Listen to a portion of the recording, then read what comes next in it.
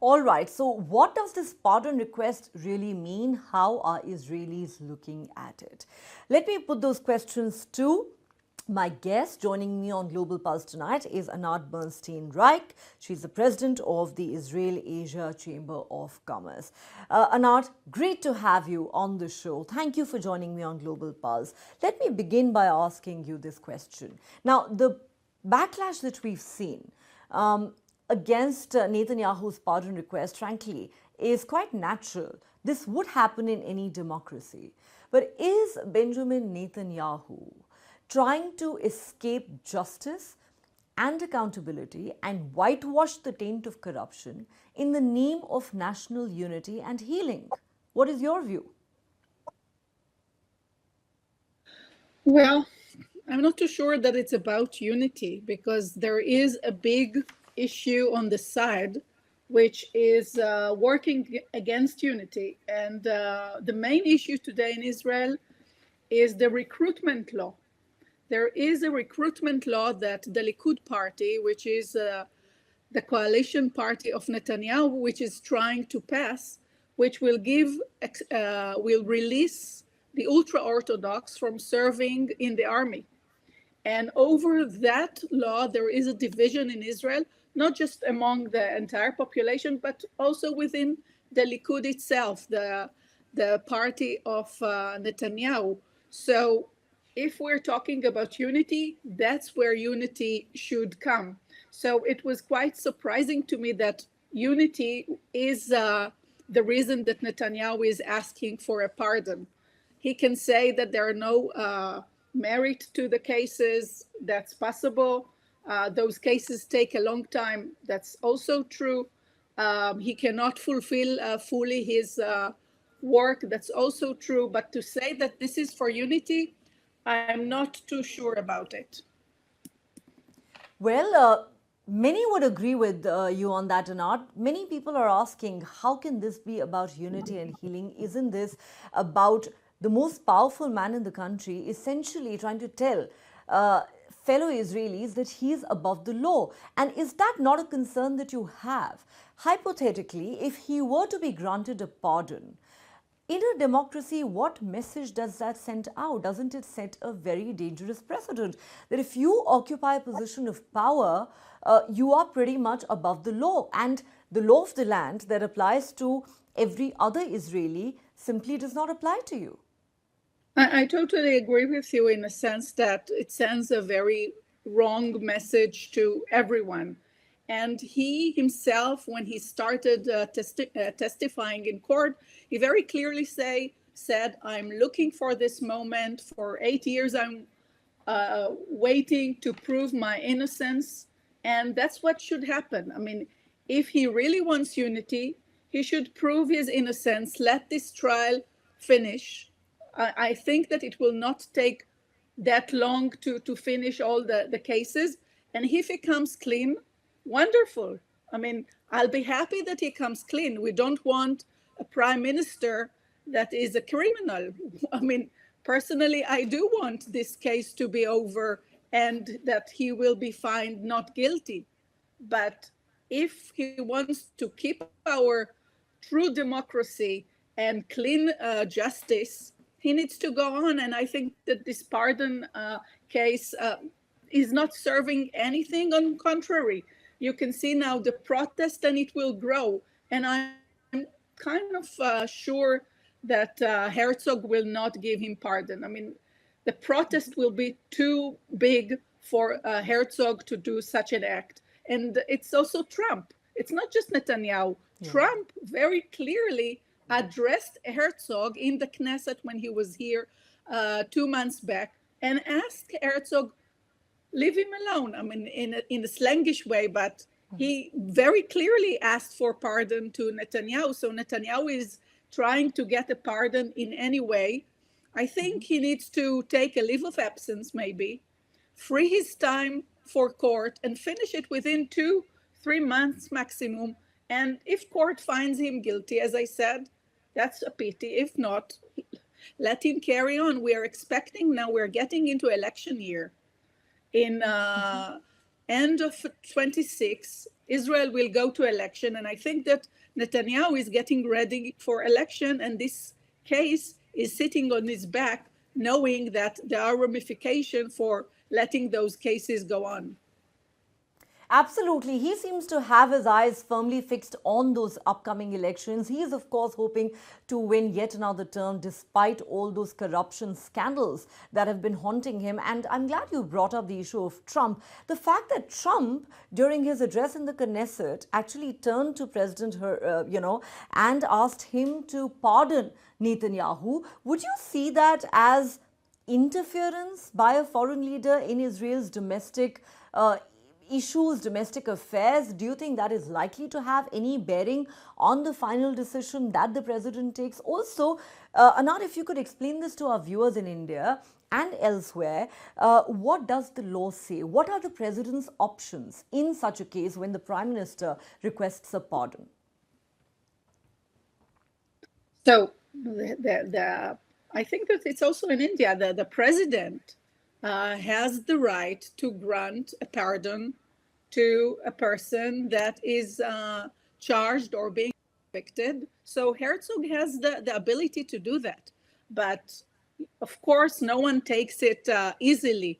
This is one of the heaviest, toughest job that a president has. So Herzog will I don't believe that he will pardon. This is too big. I mean, you pardon in a very rare cases. And I don't think that this is the case to pardon Netanyahu, especially when the message that this pardon sends is that there is no law. And it says in Hebrew now, in those signs that you see here, that the law for Netanyahu is not the law for the people in the periphery on Israel, the poor people, I would say, if I'm translating it. So it sends a very wrong message. And going back to your question about Trump, so we are smiling when we are talking about Trump, because Trump has his own way.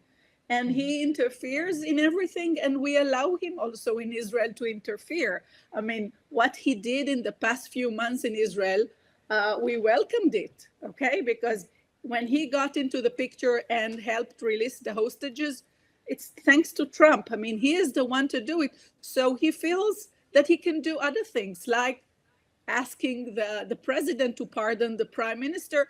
And during his speak in the Knesset, he had other remarks, like talking to the head of the opposition, Yair Lapid, and telling Netanyahu, why do you say that he is not a nice guy? He's quite a nice guy. So Trump has his own way to talk, and there are benefits to the way that Trump behaves, but as we don't want him, of course, to interfere in the sense that asking for pardon Netanyahu, that's kind of, he crossed the line in that sense. He crossed a line because these are Israel's internal affairs, and no foreign leader can really tell the president of a sovereign country what to do. Let me ask you this question. The opposition leader you refer to, Yair Lapid, has said that if Netanyahu really wants a pardon, then the first thing that he needs to do is to immediately quit public life. Now, clearly, Netanyahu is not willing to do that. He is eyeing the next election. But do you agree with Yair Lapid here? I think that, yes. I mean, if he stepped down from public life, which means that he admits that he did those criminal charges, yes, maybe it makes sense, because this trial takes a lot of the country's efforts and resources and attention, but still he needs to step down, and he's definitely not going to step down from being prime minister. In his party itself, last week they did election, but it's clear that he will still continue to be number one, which means that he very clearly eyes the election of October 26. I guess that it will be at that time. So I don't see Netanyahu at all stepping down. On the contrary, he holds the chair very clearly. If he believes that he is innocent, and as I said, I truly want him to be innocent, let him continue the trial. When the trial started, just to to mention, court asked him, are you able to really conduct this trial being the prime minister? Why won't you take a leave of absence, conclude the trial, and then if you are acquitted, everything is fine. But he said, no, I can do both. I can be the prime minister, I can do the trials, and as you see in the past 2 years, he also managed the war. So Yeah. he had a lot of And his now plates. he's calling it. Now he's calling it a distraction. He earlier said he could manage both, and now he's calling it a distraction. So instead of stepping aside, he's asking for the cases against him to be, dissolved altogether. Let me ask you this, Anat. Another argument that's being made is that what this pardon request by Netanyahu also reflects is his staggering hypocrisy. When he was the leader of the opposition, the then Prime Minister Ehud Olmert faced corruption charges, and it was Netanyahu who insisted that Olmert would need to resign, that he simply could not carry on as the Prime Minister of Israel, and Ehud Olmert did in fact resign before he was even indicted. Today, the same Benjamin Netanyahu is calling the corruption cases against himself a political witch hunt, and he does not even want to face a trial. He does not even want to face the court of law.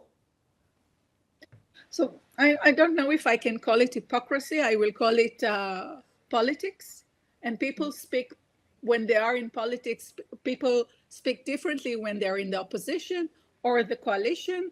And we can bring a lot of sentences and things that Netanyahu said when he was the leader of the opposition. And now when in the coalition, he talks the other way. And we can find it to any politician, whether it's in India or in Israel. And yes, that's what he said when he was in the opposition. And it's kind of nice to see how people change their the way they speak when they are in different sides of the political map. Clearly, and let me also ask you this question.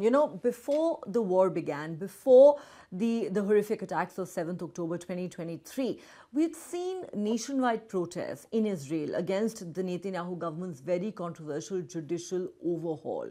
And, the allegation is that his government is trying to weaken the judiciary and to weaken the systems of checks and balances that exist. He faces these corruption cases, therefore there's a clear conflict of interest as well in pursuing that sort of judicial overhaul. And now he's seeking a presidential pardon. There are many who are saying that these moves by Netanyahu and his government pose a threat to Israel's democracy itself. How do you look at it? So I agree that personally I didn't like the judicial reform. Some call it judicial reform, and it was led by the Minister of Justice. Checks and balances is very important, especially in our democracy, because when we talk about the Knesset, which is the Israeli parliament, and the government, actually it's the same body, in a sense that the party that rules the Knesset is also the party that manages the government. So you have the judicial, you have the other two, and the other two are the same, the parliament and the government. That's why the checks and balances are even more important when it has to do with Israel. And the kind of laws that the Justice Minister, Mr. Levin, tried to pass were very bad for our democracy. And that's why we did the judicial protest just a year before the war. And I would say that the Justice Minister put things aside when he saw the protest that followed by the war. But now then, when the war is over, he is trying to bring his acts back, saying that they want to rule better the government, the country. But actually, I don't think that it is right, and it's definitely going to hurt our democracy. It is going to hurt Israeli democracy. Final question, Anat, before we let you go. As you mentioned, elections in Israel are 1 year away.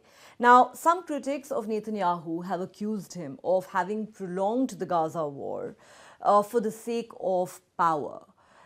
the war went on for 2 years. Now there is a ceasefire in place.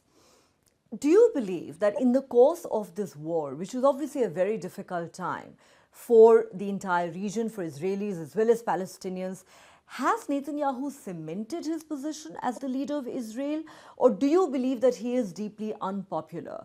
How do you look at his standing, and how do a majority of Israelis view Netanyahu, the Prime Minister, today? So you showed a few people from Jerusalem that are very much in favor of Netanyahu, and I think that Israel is divided into two.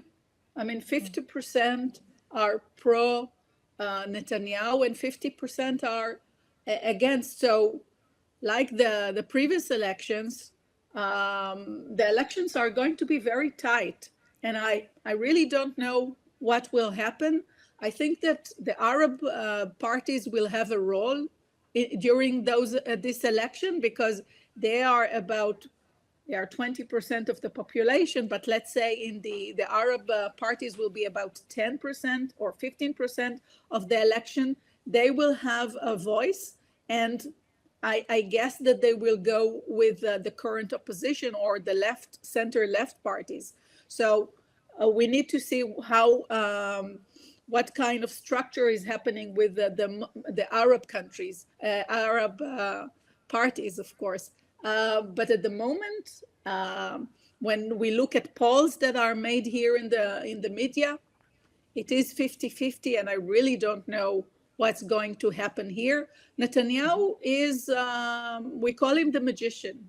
He has the power to make coalitions and schemes that keep him in power, and he is in power for so many years now, and he is, after a long war, he is still a very strong person in his party and within the country. So I really at the moment don't know. The problem also is the opposition, that they are divided.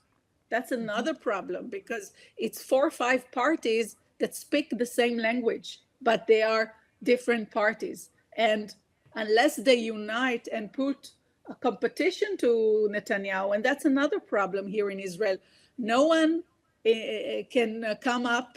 Yair Lapid is trying to do that, the head of the opposition, but there are another 4 in his left, center to left side. This is Yair Lapid, that also think that they can do it. So unless they unite and talk in the same voice, then there is no chance for the left to succeed in Israel.